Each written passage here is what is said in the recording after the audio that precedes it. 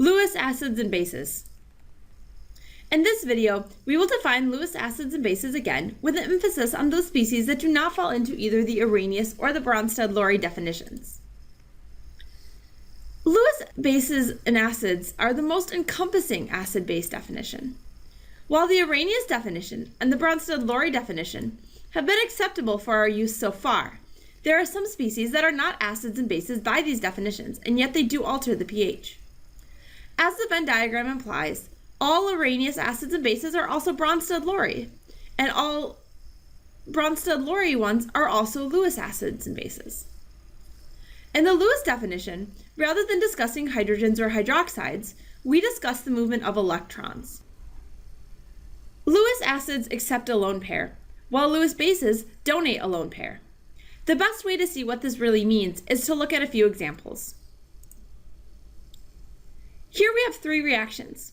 In each case, let's identify which is the Lewis acid and which is the Lewis base. For the first, nitrogen is giving its lone pair to this bond.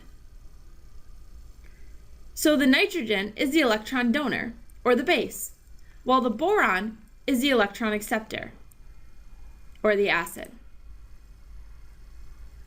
And now let's look at the next one.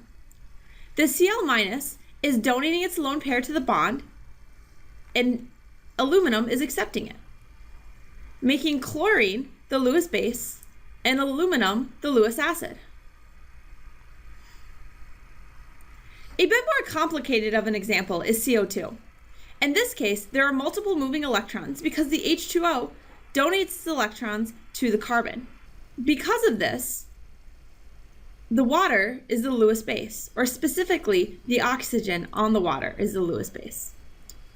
Carbon is accepting the lone pair, making it the Lewis acid. This further movement of electrons is caused because the carbon cannot form another bond, or it would break the octet rule. And so these electrons must come up to the oxygen, making the oxygen a negative charge, which then attaches to this hydrogen.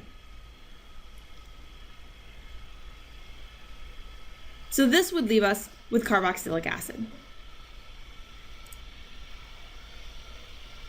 After watching this video, you should be able to define a Lewis acid and base, as well as for a given reaction, identify which species given is the Lewis acid and which species given is the Lewis base.